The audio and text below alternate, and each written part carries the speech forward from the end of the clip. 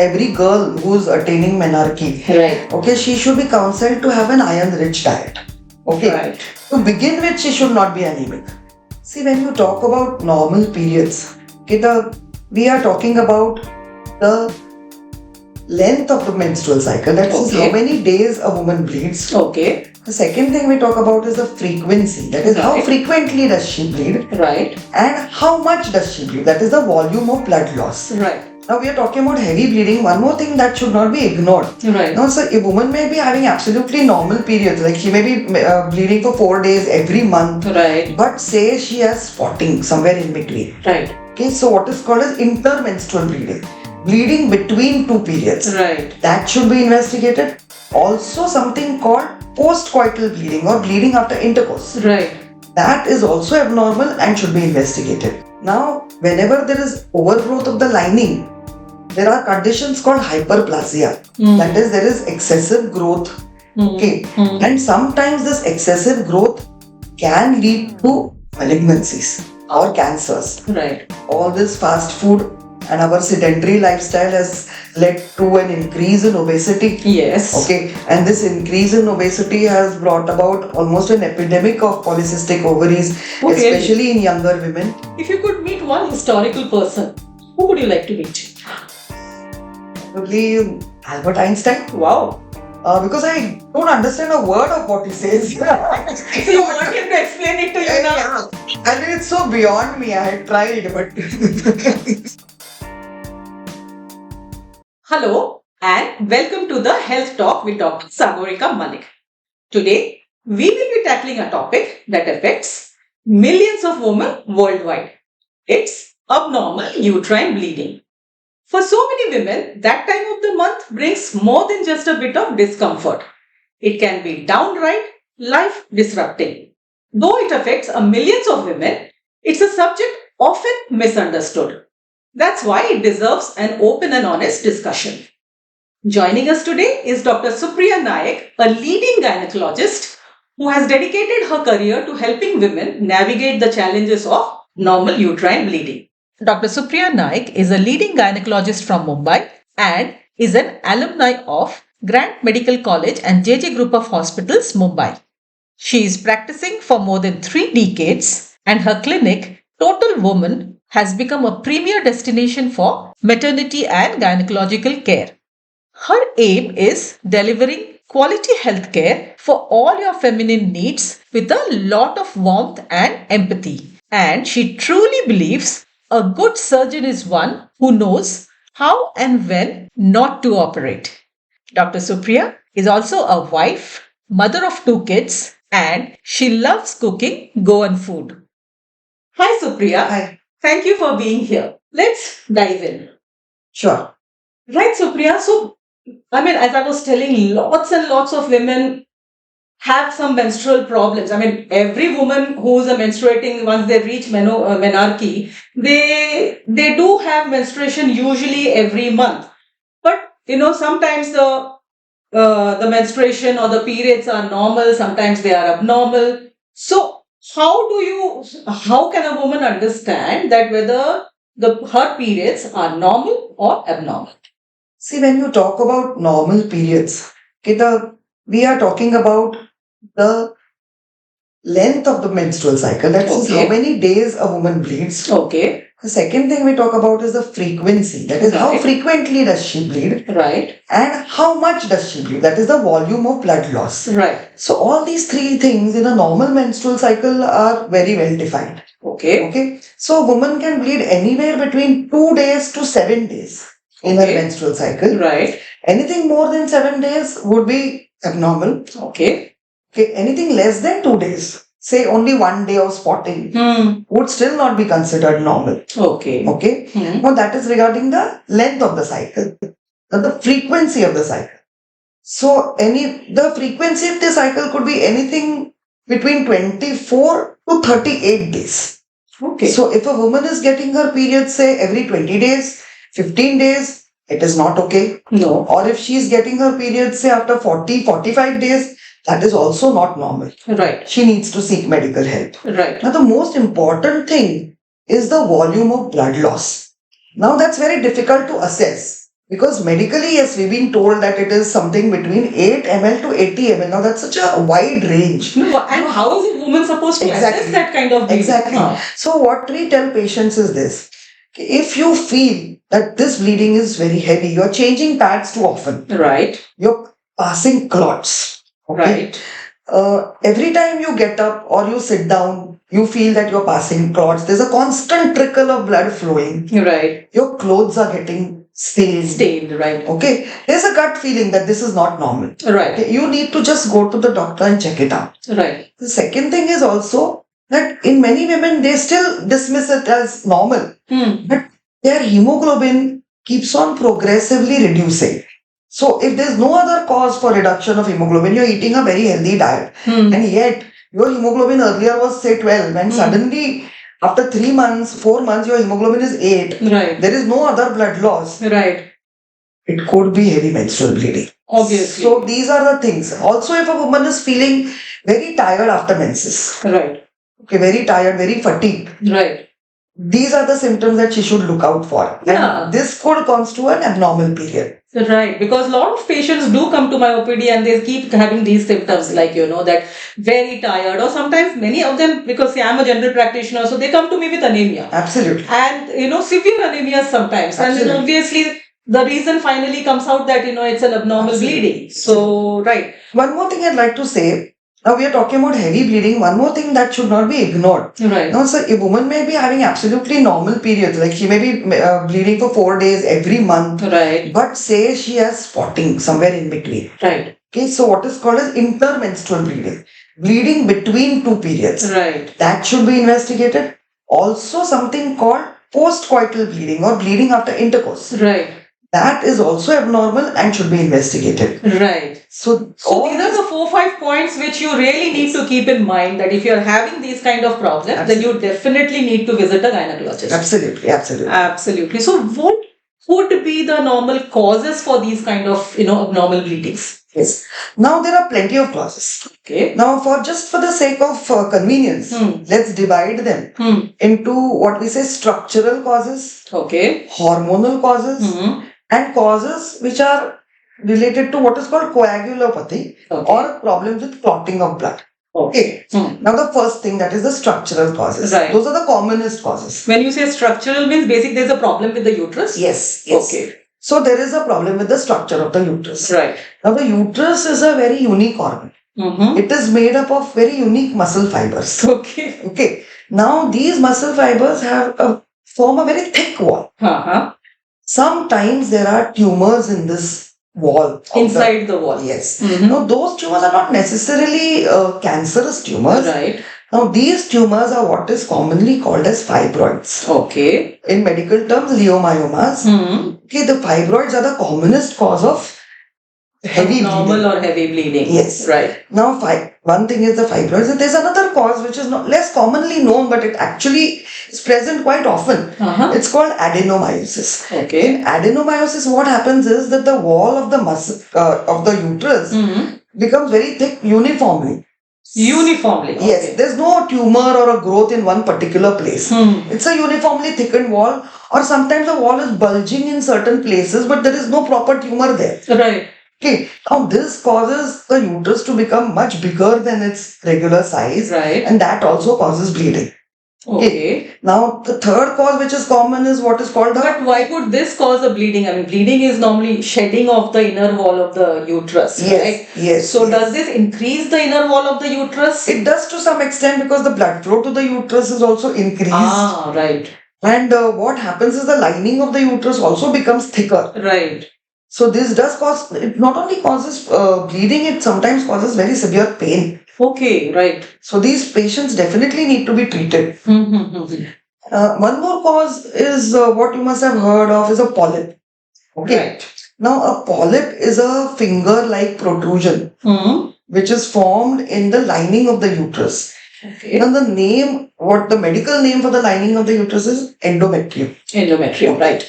So the endometrium usually grows uniformly inside the uterus. Right. In case sometimes there is a finger-like projection, which is formed in one place, right, that is a polyp. Right. Now a polyp can cause heavy bleeding also, It can cause intermittent or intermenstrual bleeding also. Okay, so this is one more structural cause. Right. So these are the structural causes. Right.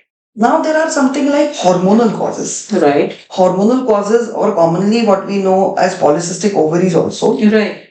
What happens in these is that the ovulation or the formation of the egg is disrupted. Because of that, the lining of the uterus keeps on growing. Right. There is no menstruation for months. Right. And because of the overgrowth of this lining or the endometrium, patient bleeds heavily. Right. Okay. So we group all endometrial problems as one. The range of endometrial problems, that is the lining of the uterus, may vary from maybe a normal endometrium which is bleeding to hyperplastic endometrium. It's much bigger size. Much bigger size. Complex hyperplastic endometrium, which is even a next step. Okay. These are probably Greek and Latin. Yeah, that's what you know. But you should know about it because there is some next stage which is called an atypical hyperplasia. This is the thing that you have to be cautious of. Okay, that is a precancerous condition. Right. So, but then basically you need to meet a gynaec for, figure out what is going on. So, if the lining of the uterus is thickened, say on a routine sonography, right, and you're not bleeding, yet you need to meet a gynaec there. Right. Okay, so this is the second cause, that is the hormonal cause. But PCOS, you were talking about PCOS, normally people complain of not having periods, right? Right. But when they get them, they bleed sometimes. Oh, right. They bleed, and they bleed for a much longer period. Right. Okay. And the last thing we talked about was coagulation problems. Those are not very common. And those are what we call problems with patients who are on anticoagulant therapy sometimes. For some other problem. Yes. Many are very often cardiac problems. Okay. Or blood clotting problems. Those are a separate entity. Right. So, but anyway, you have to be cautious. If you're on any of those drugs and you're bleeding, you still need to get treated. Right. I mean, at least you need to find out whether that is the cause for that bleeding. Absolutely. Right. Are there, these are some anatomical causes, hormonal causes, which are not in the hand of the woman. That's right. Okay. But then are there any lifestyle factors which are in the hands of the woman? Does she have a choice over it? Not always. But yes, you can do some things. Okay. Right from the beginning. Okay. First thing is that every girl who's attaining menarche, okay, she should be counseled to have an iron-rich diet. Okay. Right. To begin with, she should not be anemic. So but that, why not just do a first basic hemoglobin test for any girl? Absolutely. That should be done, right? Absolutely. So the moment the girl starts bleeding, a baseline test should be done. Yes, and it's a simple test. It's a very simple test, right? Yeah, so we can do a hemoglobin and anyway give her some dietary advice regarding eating food which is iron-rich. Second thing is that the second biggest problem today we have is lifestyle. What we need actually is control of what we are eating. Right. Okay. All this fast food and our sedentary lifestyle has led to an increase in obesity. Yes. Okay. And this increase in obesity has brought about almost an epidemic of polycystic ovaries, especially in younger women. Yes. Okay. Now, polycystic ovaries or hormonal imbalance, as it is commonly called, it is there right from menarche till perimenopausal age. Some women suffer from this and they bleed irregularly or they bleed heavily because of that. So, having a healthier lifestyle, eating a healthier diet, okay, having regular exercise, okay, and maintaining weight, right, is very important. Okay, these are the lifestyle modifications a woman can do, right, to prevent menstrual problems. Right, absolutely. I mean, see, one more thing which I really want to ask, because I do see a lot of menopausal or perimenopausal women. They do come with a lot of menstrual disturbances, like somebody's coming very low bleeding, somebody's coming with very heavy bleeding, and it's generally an accepted thing, like menstrual problem. I mean, during menopause, bleeding always increases. Does that happen? No. Normal menopause is not like that. Right. Okay, there is no place for heavy bleeding any time in your life. Okay, if a woman is bleeding heavily, she has to get treatment. Right. Okay. Menopause means complete cessation of menses. Or what happens normally is either one day she'll stop bleeding and not get her menses at all. Right. Or she will get infrequent menses Right. or scanty menses, and then it will stop one day. Stop. Right. Okay, so it should not be heavy. And if it is heavy, she needs treatment. Right. Right. So what happens, like, other than bleeding, do these women face any other kind of problems? Do they have any other symptoms, or what kind of issues they face if they have heavy or abnormal bleeding? If they have heavy bleeding, especially, see, they have anemia. Right. Their hemoglobin goes down. Right. So they function subnormally. Okay. There's always some fatigue. There's tiredness.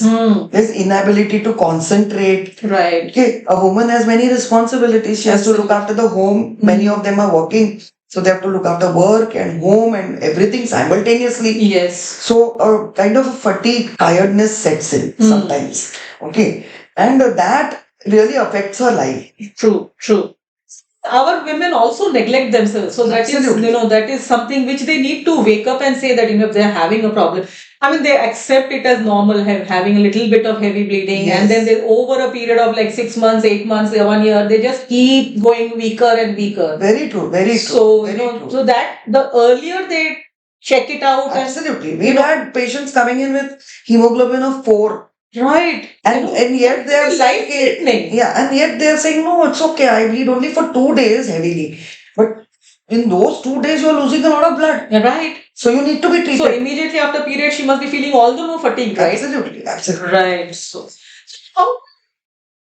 how do you diagnose these kind of patients? Like, whether, as you said, it could be less, it could be in between periods, it could be very heavy. How do you diagnose? The first thing is that they have to go to a gynecologist. Absolutely. Okay? Get examined. Right. Okay. A basic examination will tell you whether there is a structural problem. Right. Okay. Now to aid that examination in diagnosis, you need a simple test like a sonography. Right. Okay. Now fibroids, polyps, adenomyosis, what we talked about earlier. Right. All these can be diagnosed on very easily with a simple sonography. Okay. Besides that, okay, a pap smear to rule out anything in the cervix. Cervix means the opening of the uterus. Yeah. So if there's anything there, a pap smear she should do. These are the very basic tests. Now beyond this, if you find something like maybe thickening of the lining of the uterus, the endometrium, then a doctor might tell you to go in for a biopsy. Right. Find out whether that lining has overgrown. The moment you hear the word biopsy, people are so scared about it. They just don't want to do it. But it's a lot of relief also, na? It is normal. Right. So only thing is that once there are criteria for everything. Right. So once you have endometrial thickness of more than 12, okay, that is an indication for a biopsy. Okay. And in postmenopausal women, it is 6. Okay. Okay. So in a menstruating woman, 12. In a postmenopausal woman, 6. Right. If your thickness of the lining of the uterus is more, okay, it is reported on sonography. You need a biopsy. Biopsy is a simple procedure. Very often a single day procedure. Right. Your report is there available in 4 to 5 days. Right. Your treatment depends on that. Right. If you have a condition that can be treated medically, it will be the biopsy will decide it. Right. Okay. Right. So the important test here, if the lining is thick, it is biopsy. Right. Okay. Sometimes a doctor might advise an MRI. Okay. And MRI comes in when they start suspecting a growth or a cancer. Right. Okay. Why? Because the extent of the cancer can be judged on an MRI. True. So it is best not to resist these investigations, though they sound scary. Actually, it's a one-time thing. Right. Get over with it, get a diagnosis, and go in for the treatment. You're at mental peace, like everything is fine. That becomes very important. Yeah, absolutely. Right. So these are the general tests you do. Yes, one more thing I left out probably is hormone tests. Okay, certain hormonal problems like thyroid issues, elevation of certain hormones like prolactin or some hormones which are related to your menstrual cycle. If there is an abnormality in those, then your bleeding problem can be sorted out by just giving medicines. Right. So that has to be done too. Right. Okay, so these are the tests that we do to diagnose the cause. Right. So, suppose we want to, so that we don't land up with these kind of issues. Suppose we want to prevent these. Then is it like, would you advise like, once in 6 months or once in a year, get your ultrasounds done, any kind of advice do you normally give to your? Certainly. See, in a very young woman, we don't keep on doing ultrasounds unless there's a cause. Right. Okay. But in women above 40, one ultrasound once a year Once a year. is mandatory. Right. Because you cannot feel the ovaries in examination very well. Right. Okay. You want to also see the uterus, whether there's any fibroid, whether there's any polyp. All these things can be diagnosed on a simple ultrasound, very simple investigation. Once a year after the age of 40, it has to be done. Like we do pap smears, once a year, we have to do an ultrasound also once a year. So that way we can catch the problems at a much earlier stage. Absolutely. Like, Very much. Yeah, so then we can treat. So, now that we have got, so what kind of treatment options are available for you? See, now, this depends upon many things. Okay. One is what stage of life is this patient in? Right. Okay, it is a young girl. Right. Who wants her periods to be regular and not heavy. Right. We will focus on medical management. Right. We will try to give her medicines as far as possible. Unless, of course, she has a huge lump somewhere, a big fibroid, then we need to remove it. Obviously. Okay. But we will try to focus on that. Okay. If there are structural issues, you have to go in for surgery. Right. Okay. If there are fibroids, if there are polyps, if there's adenomyosis, the best treatment, the first line of treatment would be surgery. But if a woman wants a child, then you would go in for conservative surgery. You will conserve her uterus. You will not remove her uterus. You will remove only the fibroids. Right. But if the woman is postmenopausal, perimenopausal rather, right. You will advise her. Means basically your family bearing is complete. So, then you can still think of removing the uterus. Nowadays, a lot of medicines are also available. Yet, when structural issues, it rarely helps. Right. Okay. One more modality of management has come in. It is a property or what we call an intrauterine device. Right. Called the Mirena. Okay. It is a hormone-eluting intrauterine device. It's a device which is placed inside the uterus. Okay. And it releases hormones there. And it doesn't work in 100% patients, but I would say in 80% patients it works. Because maybe the cause for that bleeding was hormonal. So obviously. You can only put it in if there is no structural issue. Right. And you are certain that there is no malignancy sitting there. So you will do a biopsy, check it out that there is no malignancy there. You will also see that there is no structural problem and the woman wants to conserve her uterus. I would definitely give this a try. Right. Right. So that is one more way of. And then they can keep it for years. 5 years. 5 years. 5 years. 5 years. And after that, it has to be replaced. Right. So when you are saying that, before putting it, you will do a biopsy. Yes. How would you normally do a biopsy? See, biopsies can be done in 2 ways. One is an OPD biopsy or an outpatient, what they call daycare. Okay. Which can be done in your clinic. Okay. A small instrument is used. Okay, to suck out a little bit of the lining and a biopsy is done. And the second is now we do biopsies and where we are really suspecting a serious issue. Okay, it can be done in 2 ways. Okay, one is what we call a hysteroscopy biopsy. Okay, and one is a classical dilatation and curettage or a DMC. Nowadays they prefer to do a hysteroscopy more often. Okay, because what happens is that you put in a telescope. Okay. Through the vagina. Okay. Into the uterus. Right. You can actually visualize the cavity of the uterus. You look at the cavity, you see whether there is any overgrowth anywhere. You look for a growth and then it can be a properly guided biopsy wherein you are taking the biopsy from that area. From the right place. Yes. Okay. So today most biopsies, endometrial biopsies have become hysteroscopic. Okay.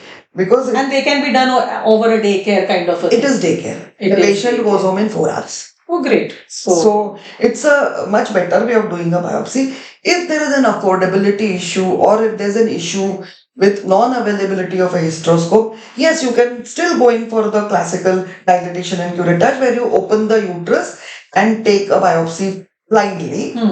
And so then dilatation and curettage, you're taking away the whole endometrium, right? Yes, the whole endometrium. So then at least you're picking up the right place also. Yes, but you may miss. That Oh, is okay. the whole thing. So the hysteroscopy has an advantage. Right. See, it is an advancement over what we were doing. Obviously. So it's better to we are getting technology is there, then why not use it? Why not? Absolutely. So it's going to give us much better results. Absolutely. So if there is a suspicion somewhere of a hyperplasia or a malignancy, I would definitely say hysteroscopy is better to do a biopsy. Okay. Right. So now one interesting thing is, I mean, for everything we normally have a lot of myths, especially with menstrual issues, We hear, no, this is normal. Oh, this, my mother-in-law said this, my mother said that, this, my neighbor said this is normal, this is not normal. So from your point of view, what are the myths which are associated with menstrual bleeding? Actually, one thing is that women just tend to neglect themselves. That is very for true. whatever reason, I don't know. Right from, when the girl starts menstruating, if she is having heavy menses, the mother said, this happens to me. This happened to me also, this happened to my mother, so it's going to happen to you. You're right. So, the first thing is that they are scared to give medicines to a young girl. They believe that giving a young girl hormones or medicines is going to affect her future childbearing. So, that is one myth. Okay, we are going to treat this girl temporarily till her bleeding stops. We don't want her to lose blood. Okay. That is why we are going to give her medication. Nothing permanent is going to be done with her. Right, obviously. Okay. So that is the first thing. Okay, and the second and the most important thing women believe is that when they are going to be menopausal, there is going to be heavy bleeding. Right. And therein all the uncles and aunts and mothers and neighbors and everybody says that, okay, now it's going to go, you are 45, so bleed for another 5 years. Okay, so that's not okay. That is one, actually, and that's prevalent all across all the socio-economic classes. Everywhere this myth is prevalent that, okay, when you're menopausal, you're going to bleed. So that is very untrue. The bottom line is, if there is excessive bleeding, you're losing blood. Yes. And the second most important thing is, if there's any kind of abnormal bleeding, an investigation is needed to rule out a cause. Absolutely. That is you first need to rule out the cause. Because there are lots of people, especially in India, women are like, oh, I am anemic. I've always been anemic. Yeah, that is one thing I've heard. Just, I'm always my hemoglobin is. How can your hemoglobin be low? Why is it 9? Why is it 9? Absolutely. If you're getting good food to eat, but still, why is it 9? Absolutely. Consider it as normal. That is the biggest problem. Yeah, that is the problem. That is the problem. So, I think in that way, family members should be also educated and they can also help them in some way. Very much. I feel, first of all, it begins with, encouraging the woman or the girl to go to the doctor. Okay. Yes. Not telling her that this is normal. Right. And just because you are a girl or a woman, you have to suffer this. Right. So that's not okay. That's not okay. If she's saying that there's a problem, there is a problem. Absolutely. At least go to a doctor. It begins with that. Second thing is that they want to try out everything else from, giving her different kinds of food, this, that. But no, you have to do what is needed. You have to stop her bleeding. So you have to go to a doctor. You have to get investigated. You have to treat the issue medically or surgically. One more myth I would like to talk about is, they believe that if a uterus is removed, I was about to go and ask you, what happens to the empty space? And how do people see? You said treatment happens either medically or surgically. That's right. And surgically, you said sometimes the uterus may need to be removed. Yes. Okay. How do patients react to that? So the first thing they say is, if you remove an organ from the body, what happens to the empty space? I say, okay, now there are multiple organs in your abdominal cavity. Right. Okay, once you remove that uterus, some other organ comes and occupies it. Okay, the intestines are there, the fat is there. Right. There's no empty space. No empty space. I tell them, you have a bag of vegetables. Okay, right. You remove the cauliflower. What happens? It doesn't remain empty there. Then it comes there. Nothing happens. Nothing. The thing I'd like to say is that the function of the uterus is only childbearing. Okay. The function of the uterus is only to nourish the child and bear the child. Right. The ovaries, have a hormonal function. Right. So in a younger woman, especially a woman who's below 55, if she has good ovaries, right. we try not to remove them. Right. So that though she actually stops bleeding, she stops menstruating, the symptoms of menopause don't set in. Right. Because her ovaries are intact. Okay. Right. And if her ovaries are intact, her female hormone remains in the body. So all the symptoms of menopause that they're afraid of, Right. they do not occur suddenly. Right. They occur when they are going to occur naturally. Right. Absolutely. So, but there's one more issue, Supriya, that, in our country especially, we have this, thought process that menstruation is associated with womanhood. Period is associated with Yes. womanhood. Yes. Like if I stop bleeding, I stop being a woman. Absolutely. So how do people react to that when you say that, okay, you don't need to bleed actually heavily, we can stop it? Yes. It's counseling ultimately. You have to talk to them. Right. We talk to them, we tell them, okay, your life is going to be much better without this bleeding. You don't need this bleeding. You can go out, you can do what you want because their life is really disrupted. Yes. They sit at home for 4 days. They can't go to office. They can't go to social functions. And here we have some religious implications also. Yes. So, yes, a lot of that. That also comes in the way the periods are there. She's bleeding heavily. She can't attend certain functions. So all that she need not do. And the uterus is not needed at that age. Right. I am not saying, it's not that I'm advocating hysterectomy for everybody. No, definitely It's not. major surgery. Definitely you have to do it judiciously. Absolutely. It has to be done for a patient where it is needed. Needed. But where it is needed, there is no point in avoiding it. Right. Because many patients have come back later and thanked me, saying, Doctor, you told me to do it and I'm so happy now. I'm feeling better. I'm able to do everything. Right. So it's that surgical risk that you take. Right. And after that surgical risk and once you are recovered completely from the surgery, your life changes for the better. Absolutely. So it is definitely indicated. Right. I think the woman herself may sometimes want it, but I think the family members have a lot of inhibitions about, removing the uterus from a woman. Very, very often in India, I tell them, do one thing, you get your mother-in-law to. Okay. I think she needs to be counseled more.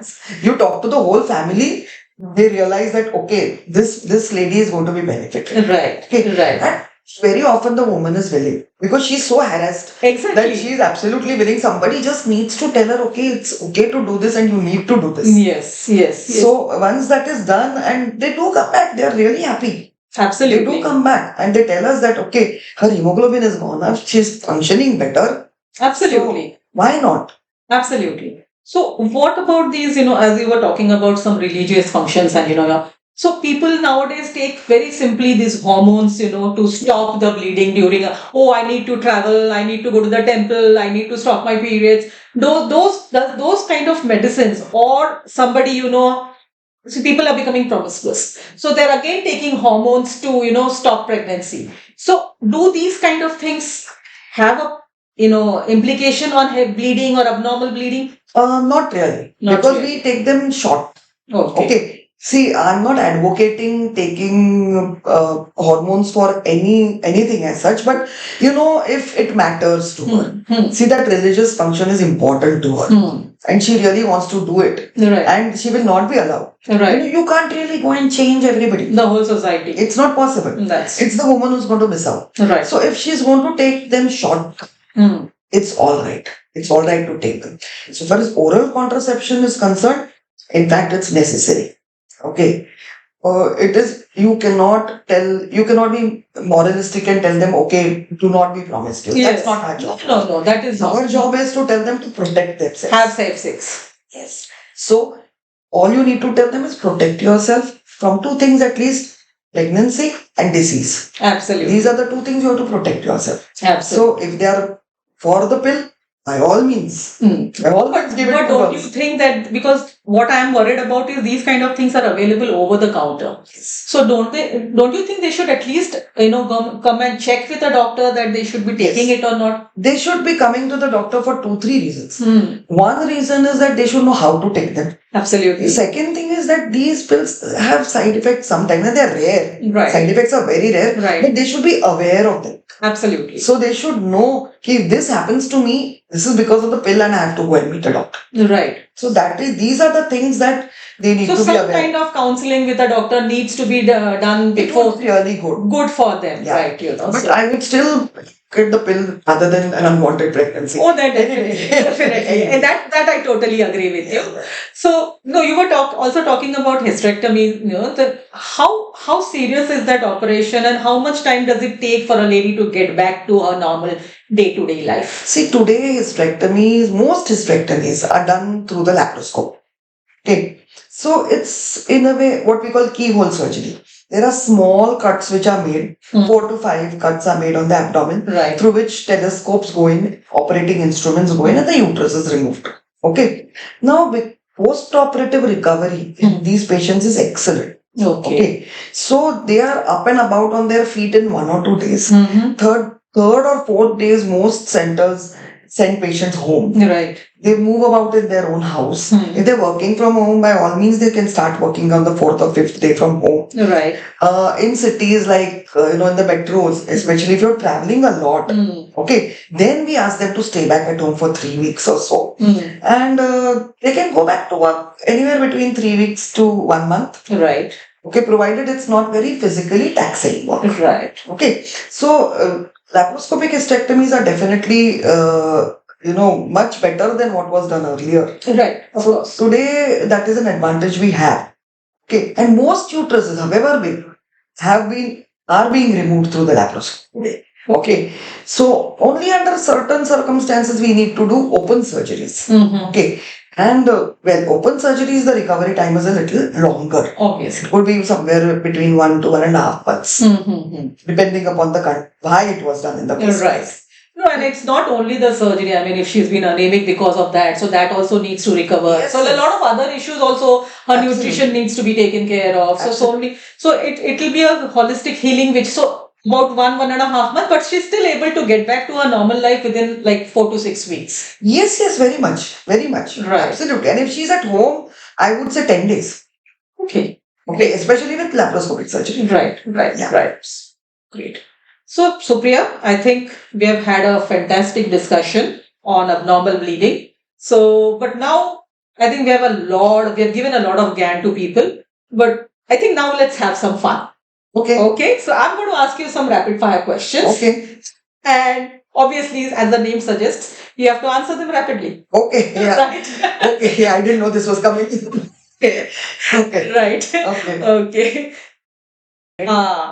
What does a person really need to be happy in life? Peace of mind. As per you? Peace of mind. Just peace of mind? What about some good food? I think we are both very big foodies. Okay. Right. So, do you believe in fate? Yes, I do. Yes, I do. Sometimes, we feel this patient is not doing well, and she suddenly starts doing well. You're right. So I do believe in fate, and a lot of doctors do. It makes you feel so good, right? Absolutely. I think so. Such a blessed feeling. Yeah. Okay. So, do you prefer tea or coffee in the morning? Tea. You're a tea person. Yes. Okay. That's just because, I'll have to make coffee for myself. So my husband can make the tea. It's a good one. Right. If you ask God one question, what would it be? Well, that's a tough one. I would like to ask him a lot of questions, actually. Yes, that is a question. That is a question. Yes, that's a question. Do you exist? I agree. Right. So, if you could learn something new now, what would you like to learn? I'd probably like to learn some musical instrument.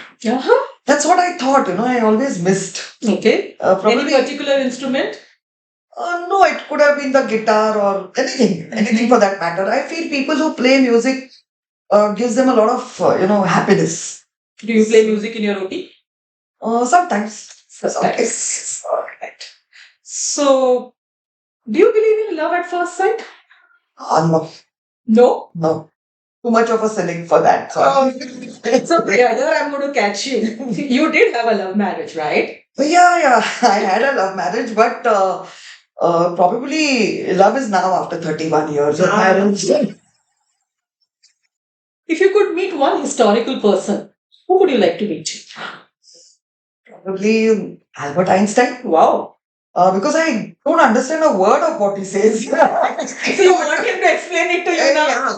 I mean, it's so beyond me. I tried, but Okay, the last question. If you could swap your life with somebody, who would you like to swap it with, or you don't want? I don't. I'm okay. I'm okay with what I am. I'm happy the way I am. Great. Yeah. Great. Thank you for joining us today. Until next time, take care.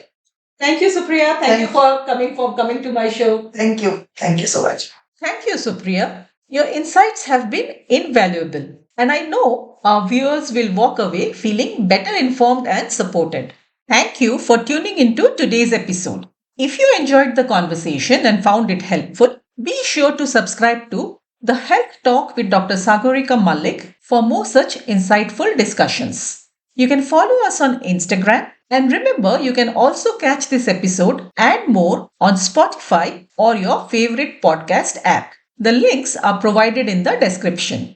We would love to hear from you, as your feedback will help us to bring you the topics that matter most to you and your family. So until next time, stay informed and stay healthy, one episode at a time. And don't forget to like, subscribe, and share this episode. Your health journey starts here.